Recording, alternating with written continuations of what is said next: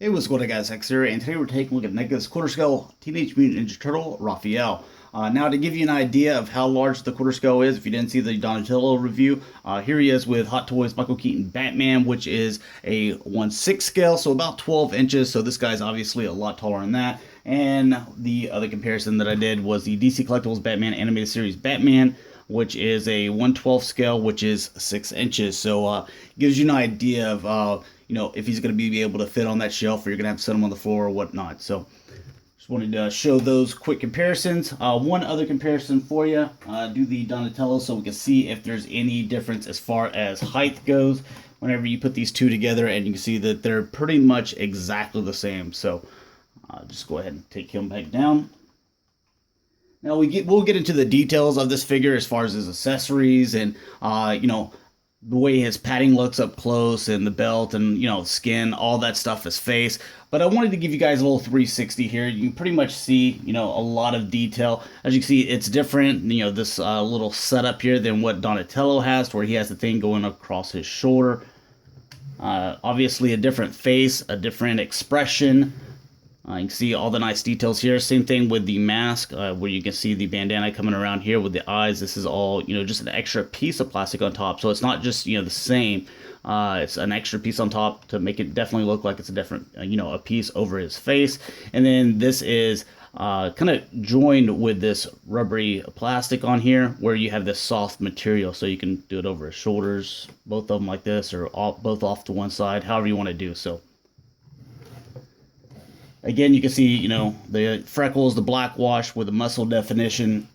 You can, excuse me, you can see the some veins in here, and you can see that his shell's a lot more scratched up than it was on Donatello. So, kind of bringing him back in for a quick second. You can see that even on the shells that they're different here. Not just the way that the little leather straps right here are, but the shell, how he's taking a little bit more of a beating. All right, so continuing around, a lot of nice detail that we're going to be covering in this review. And articulation, everything else like that. So just wanted to give you guys a 360 so you can see kind of the overall figure. All right, now take a look at Raphael's accessories. Obviously, he comes with the two sai, so get a little bit closer look at that. You can see that this is all basically one piece here, but this actually kind of feels like it's wrapped around the edges, and then just the metal part here, this is painted, so it looks pretty cool. Same thing on this one here. They're not actually metal. Then you have these hands, which are just like Donatello's hands, so I just used his, but where they can hold them. Now the cool thing about this is, this being just like the Donnie hands, these go left and right motion. Again, some of the paint's coming off a little bit there, just from in between the joints moving them. But this goes left to right, so you have the same thing with the Donnie figure. And then you have, the nice little texture. You can see that they're in the hands, and then you can also see the fingernails, kind of yellowish, with black going around them, and they have a little bit of a gloss to them because they're fingernails. So those are, same as Donnie's. They go left to right. Then he comes with this other set of hands that look exactly the same, but they go up and down. So I haven't actually tried to move these yet. That one's kind of stuck. This one is too. There we go.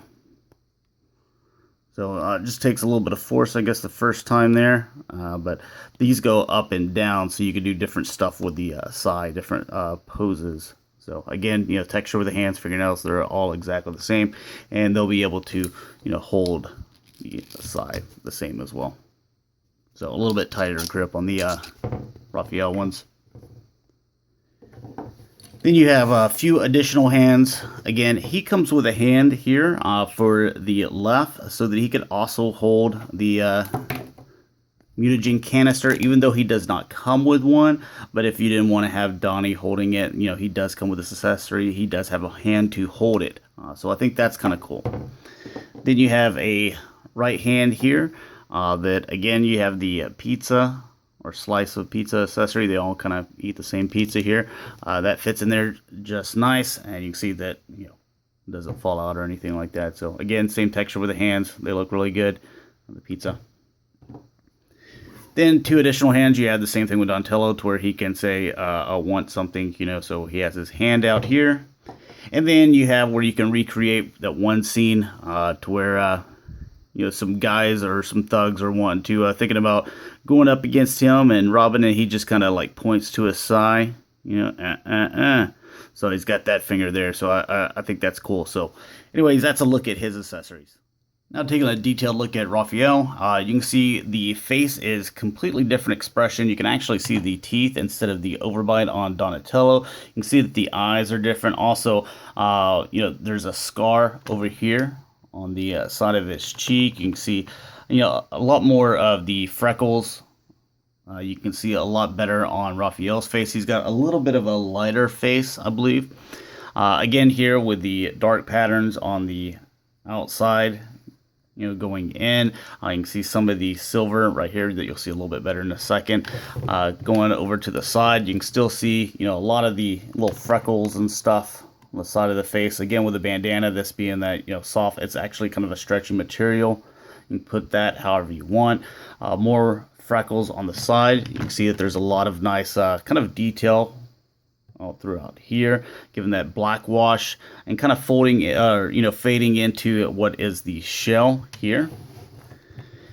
And like I mentioned before, you know, he's got a lot more scratches, just like he has a scar on his face here on the back of his shell than Donatello does. So definitely one of those guys that likes to get in there in the fight.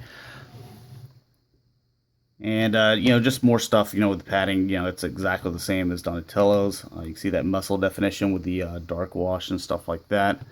The vein going through out here. You can see that he's got the little tie here at this end. And moving on to kind of the torso section. Basically, like, you know, kind of repeated the, you know, dark section. You see where he has the holsters here, to where he would put his weapons. Get that out of the way. Not like that, but like that. And this one would go like so.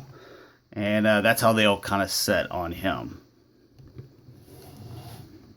Again, you can see the, you know, muscle definition with the legs, more of the scrapes. You see some of the silver paint here on the back. The way that kind of just connects all there. This does a really good job of just staying in place. They probably, yeah, it's glued right there. It seems probably in the back as well. And you can see some more, you know, this muscle definition, more freckles and stuff like that. And then going to his feet and his knee pads, you can see that these are really nicely detailed as well.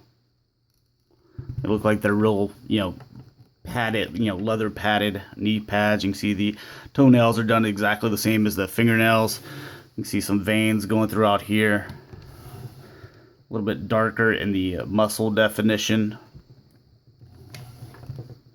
And again, you can see some veins here in the back of the calves and stuff like that. So that's a detailed look at Raphael. So we just got to take a look at the articulation. So. All right, now taking a look at Raphael's articulation, obviously with the head, you don't have a lot of side to side. You can see it a little bit there, but he does rotate here however you need him to. Does look up and down just a little bit there, but just enough. Then you also have, you know, the upper torso inside the shell, which can go back and forth. Hard for me to show. Let me get this angle so you can see. Going back and forth there. Also rocks left to right. You can kind of see that in the shell. So here's another angle at that. So I think that's cool how, you know, how none of this is attached. So just like a, you know, a real turtle, how you can kind of move around in there.